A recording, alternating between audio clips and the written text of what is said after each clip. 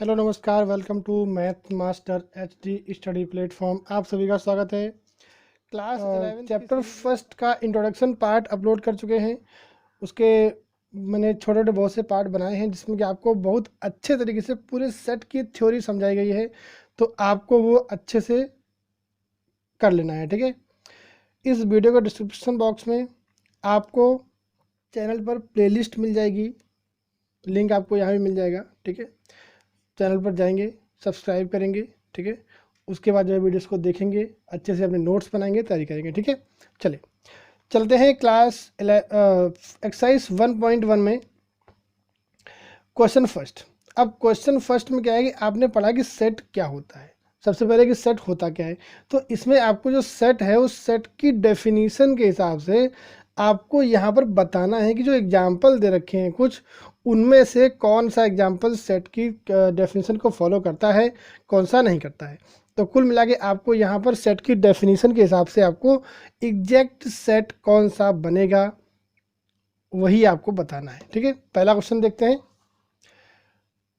The collection of all months of a year. एक 1 year में कितने मंथ्स होते हैं? 12 मंथ होते हैं। यदि क्वेश्चन यहाँ तक होता तब भी हमारा ये सेट हो जाता।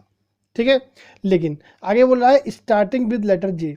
तो जे से स्टार्ट होने वाले कौन से मंथ हैं, ज़रा उनके बारे में सोचिए और बताइए।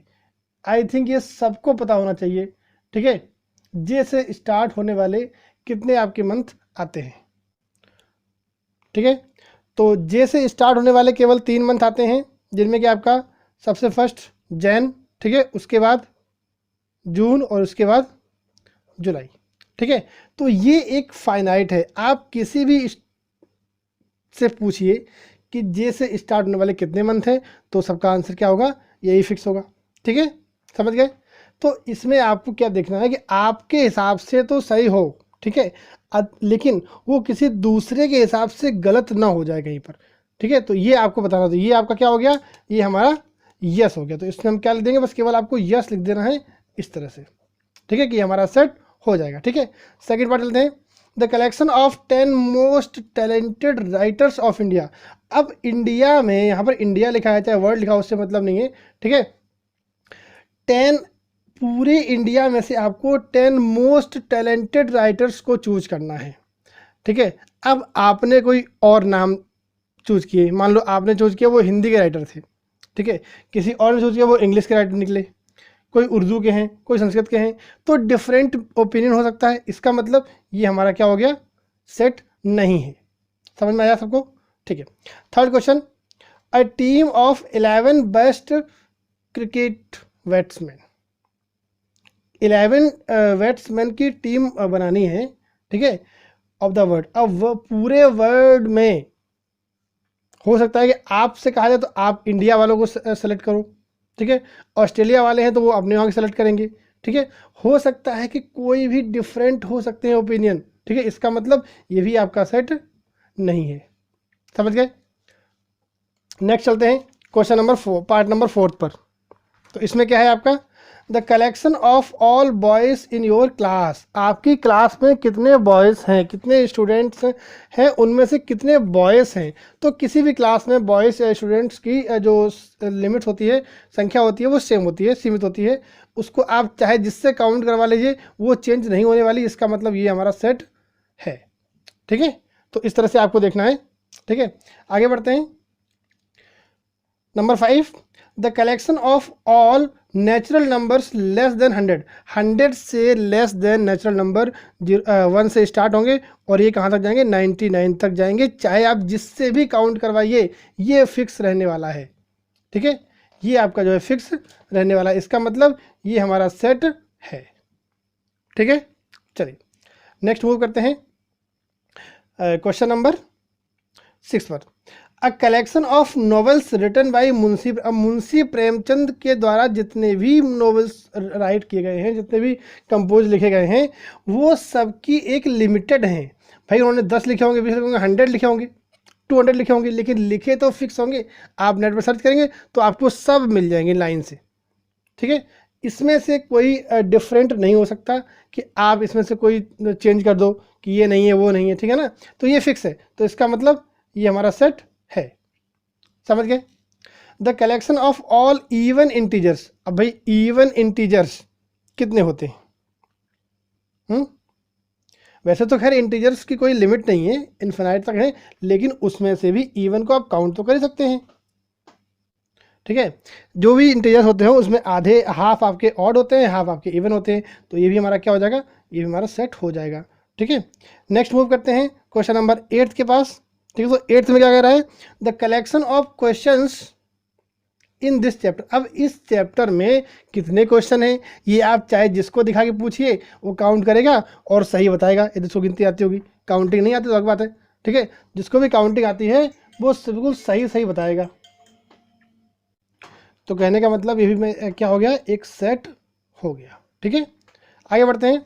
The collection of most dangerous animals. अब दुनिया में कितने एनिमल्स डेंजरस हैं?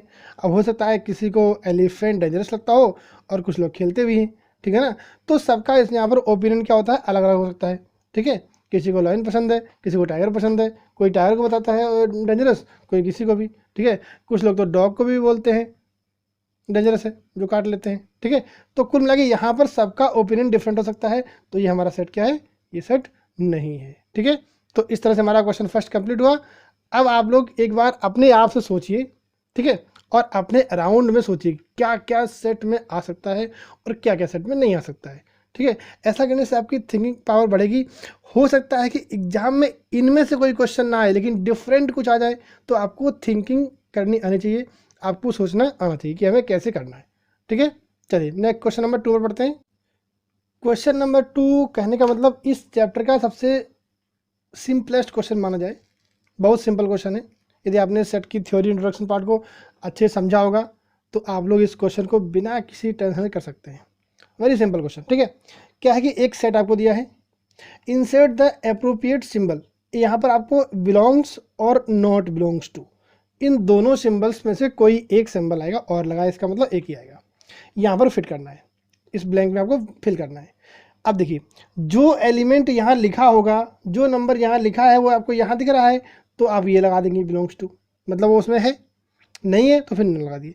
अब क्या 5 इस ए सेट में दिख रहा है, यस, तो आपका ये बिलोंग्स टू हो गया। ऐसे ही 8 है, नहीं है, तो इसको कट कर दीजिए, नॉट बिलोंग्स हो गया। ठीक है, क्या इसमें 0 है, नहीं है। ठीक है, इसी तरह से 4 दिख रहा है, बिल्कुल दिख रहा है 4 हमको। ठीक है, 2 भी है, तो ये भी सही हो गया। 10 भी नहीं है। ठीक है, तो देखा, जब आपने किसी भी पार्ट को, क्वेश्चन को, इसके इंट्रोडक्शन को समझ लिया है तो क्वेश्चन बहुत इजी हो जाता है। ठीक है, तो इसीलिए आपसे कहते हैं कि वीडियोस को देखिए, नोट्स बनाइए, अच्छे से करिए। ठीक है, चलते हैं क्वेश्चन नंबर 3 की तरफ।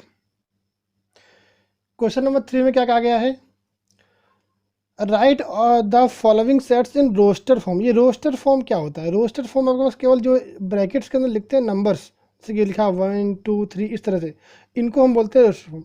इसी को हम बोलते हैं टेबुलर फॉर्म। क्या बोलते हैं, टेबुलर फॉर्म।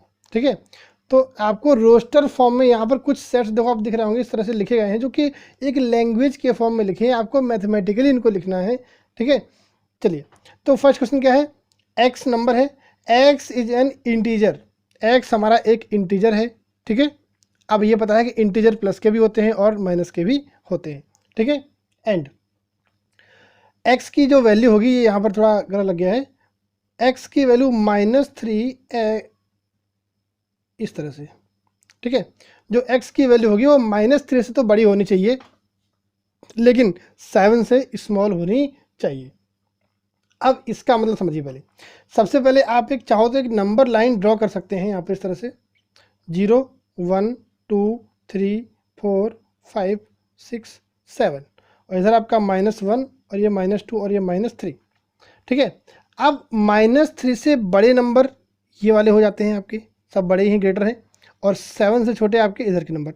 आपको 6 तक नंबर्स को लेना है, और यहाँ पर -2 से, तो हमारा सेट क्या बन जाएगा इस तरह से, -2 -1 0 1 2 3 4 5 6। ठीक है, ध्यान रखना है कि सेट में कोई भी नंबर को हम रिपीट नहीं करते हैं, लेकिन यहाँ पर ये -2 है और ये +2 है, ये -1 है, ये +1 है, तो ये रिपीटेशन आपको इससे मतलब नहीं है।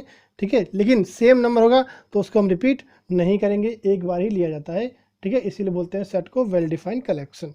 ठीक है, चलिए आते हैं पार्ट नंबर बी पर। तो इसमें क्या है कि x is an natural number less than 6, 6 से छोटा नेचुरल नंबर, यही देख लीजिए आप। अब जो नेचुरल नंबर्स होते हैं उनको हम 1 से स्टार्ट करते हैं, तो 1 2 3 4 एंड 5, ये हमारा क्या बन गया, सेट भी बन गया। ठीक है, बहुत ही सिंपल है, बस आपको थोड़ा सा एक बार समझना है बस। ठीक, नेक्स्ट सी में क्या है, x is a 2 digit number. ठीक है, मेन पॉइंट क्या होगा, यहाँ पे 2 डिजिट नंबर रहेगा, वो भी नेचुरल नंबर रहेगा। ठीक है, आपको होल नंबर्स नहीं लेने हैं, आपको इंटीजर्स नहीं लेने हैं। ठीक है, such that sum of its digits is 8, जैसे मैंने लिखा 45, तो इनका सम करने पर 9 आ रहा है। ठीक है, तो ऐसे कुछ नंबर्स आपको लेने हैं जिनका सम करने पर 8 आए। तो सबसे फर्स्ट नंबर क्या हो जाएगा आपका, सोचिए और करिए, 17। ठीक है, तो 1 आया तो 7 आ गया, 2 आएगा तो 6 आ जाएगा, 3 आएगा तो 5 आ जाएगा, 4 एक सेकेंड 35 है ये। ठीक है, 44 हो गया। ठीक है, इस तरह से अब जब यहाँ सेम हो गया, अब इसको उल्टा कर सकते हैं आप, 53 62 और 71। हाँ एक सेकेंड, 80 को भी लेंगे, यहाँ पर हम 80 को भी काउंट करेंगे। यहाँ पर 08 काउंट नहीं किया था बिकॉज हमको 2 डिजिट्स नंबर लेने हैं। ठीक है, और यहाँ पर हम 80 को भी काउंट कर सकते हैं। तो इस तरह से आपको ये नंबर्स को लिखना है। ठीक है, चलिए नेक्स्ट है, x is a prime number, x एक प्राइम नंबर होना चाहिए, विच इज डिविजर ऑफ 60। कहने का मतलब यदि हम 60 को डिवाइड करें तो यहाँ पर कोई भी नंबर आए, ठीक है,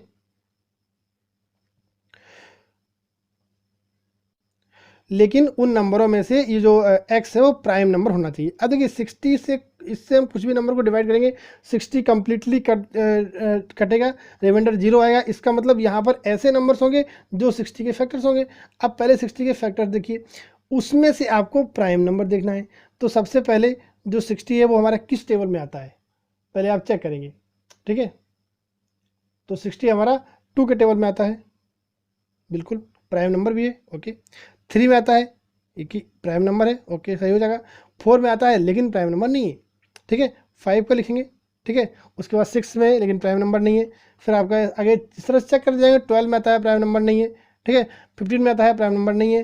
30 में आता है। ठीक है, तो इस तरह से आपको जितने भी प्राइम नंबर से यहाँ पर उतने ही लिस्ट करने हैं।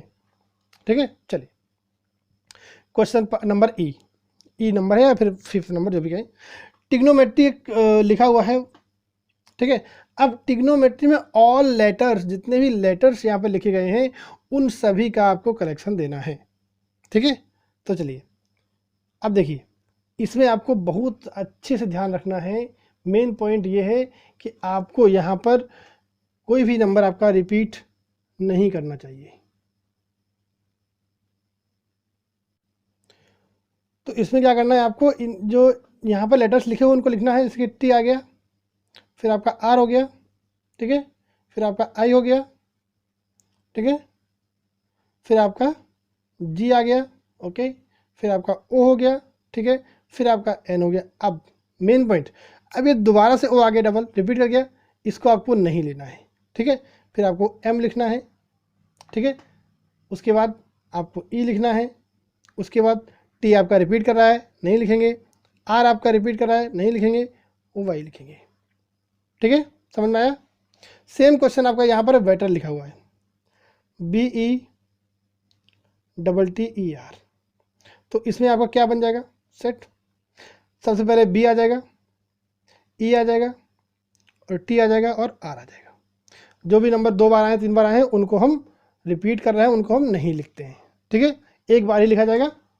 समझ गए। चलिए, आज हमने इस तरह से क्वेश्चन नंबर 1 2 3 कंप्लीट किया।